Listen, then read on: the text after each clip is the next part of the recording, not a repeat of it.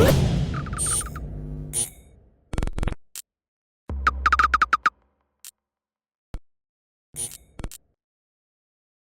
is Andy Purewal for Boxing Social in association with Betfred, and I'm joined by Galal Yafai over Zoom. Galal, how are you doing? Yeah, I'm good, thanks, mate. How are you? I'm good, thank you. It's good to catch up. Obviously, it's been quite some time since we last spoke, Galal. I think you're probably going back to maybe the beginning of this year, and it was last year when you actually qualified for the Olympics, but you've had to finish off the qualifiers out in France recently. So let's just start there. Talk to me about, first and foremost, kind of traveling out to France, finishing off the qualifiers for a tournament you already knew you qualified for. Yeah, well, he's meant to be in London. He's meant to continue in London, obviously. But yeah, got moved to Paris, so that was home advantage gone. But it was all right for me because I'd already qualified. But for the other fighters, they had to qualify. We got everyone over the line, bar one. Lewis, who was a bit unlucky, who got obviously a really hard draw. But yeah, I was already qualified, so I had no pressure. Talked about that, Galal. When you was out there, we'll come on to the final shortly, but what was it like boxing in a tournament which you already knew you'd like say you'd already advanced to the Olympics? So what was your mentality throughout the remaining qualifying rounds? It was just well, the whole purpose of me fighting obviously was to try and get a seed. I needed to try and win it so I can go into the Olympic Games with a good seed, makes it a bit more easier for me. But yeah, I was looking forward to it really. I needed more bouts under me before the Olympics. Obviously, I haven't fought that many times this year. I think I've had 2 fights in Serbia and I'd say another 2.5 in France. So I'd say that's 3.5, 4 fights. So yeah, I'm more than ready now. Yeah. How did you feel, or how do you feel rather, with such kind of a lack of ring I'm trying to think of the right word, but just a lack of time in the ring basically throughout the pandemic? How did you feel throughout these final qualifying rounds? Yeah, I felt good. I felt fit. I felt strong.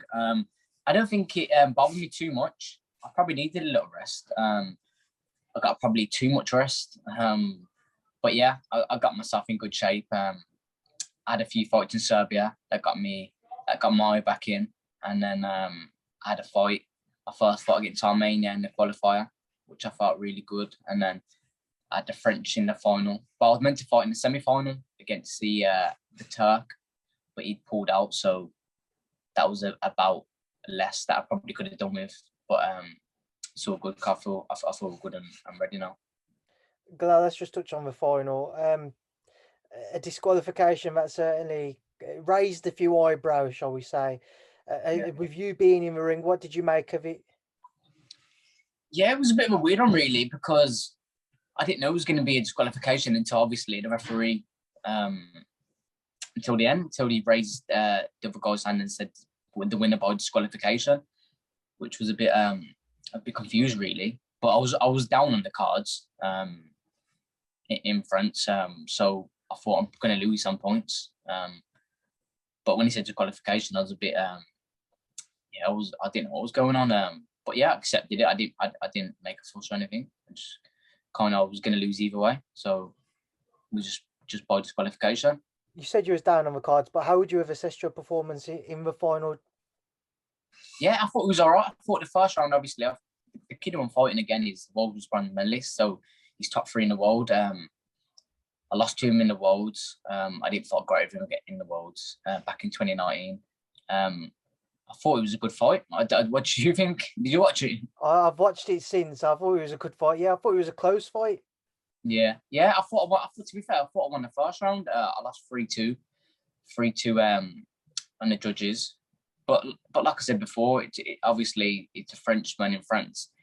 It's probably going to be a bit more harder to get a decision out there. But it is what it is. I live and I learn, and hopefully if I get him in Tokyo, I can get the most important win. You just said the most important win, Galal. You've waited a year now from when you first qualified up until Tokyo, which is still about a month away. What has this entire experience been like for you, having qualified last year, waiting it out? How would you assess it all? You know what? It's been a drag, just waiting and waiting. You know, I know the last few months have gone really quick, but that last year is just it just felt forever. Do you know what I mean? And not just for me, for everyone else, not just in sport, in the world entirely. So yeah, I can't complain too much. I'm just happy they're happening, because it'd be worse if they weren't happening. I'd be devastated and I've wasted 4 or 5 years. Do you know what I mean? So they're happening now, and hopefully I can take advantage and get my medal and turn over. You spoke about, there was only one man who was unfortunately unable to qualify in Lewis Richardson, but away from him, the rest of the team able to do so. And one man in particular, Fraser Clark, who, when I've spoken about to anyone who knows him, they're just buzzing for him because he has been on the GB squad for such a long time. For you, who's going to be a close and a personal friend to him, what was it like for you to see him finally reach and achieve his dream? Yeah, I was buzzing. Obviously, I was buzzing for everyone. All the girls, all the boys. Just happy that they get to join me on the plane, because obviously I qualified last year, so I had no pressure. I was relaxed, but I could see they were all nervous for their fights. I could see how much pressure they had on them, which I had last year. So it felt good just to know I've not got to worry about any of this. But yeah, I was so happy for Fraser. He's been here for years, one of my best mates on the team. But yeah, man, I was happy for everyone qualifying, and like I said, we've got a full team, bar one.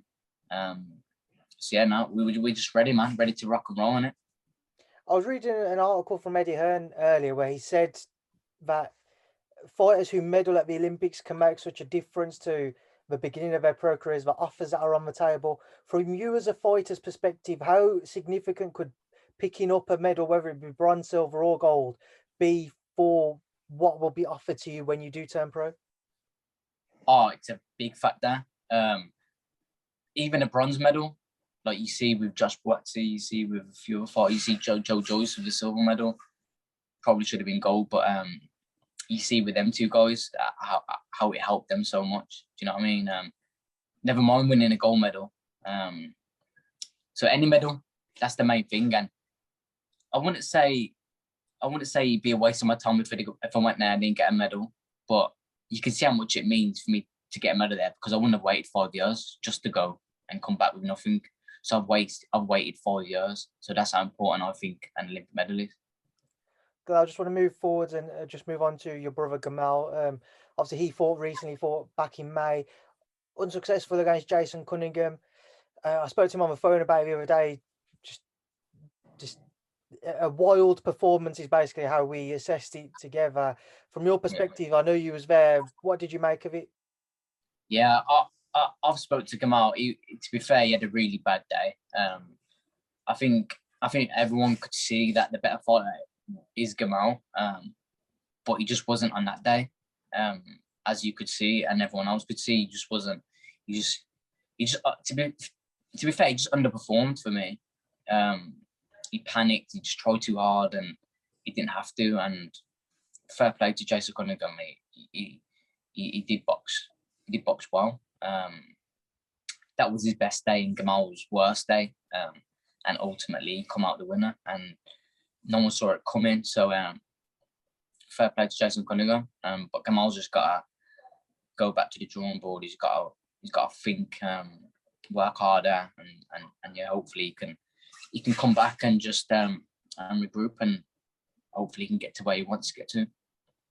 Gamal was loading up his shots and he was swinging in wild ones just throughout the fight, Galal. From your perspective, have you ever seen him just perform anything like that, whether it be in the gym or in a previous fight?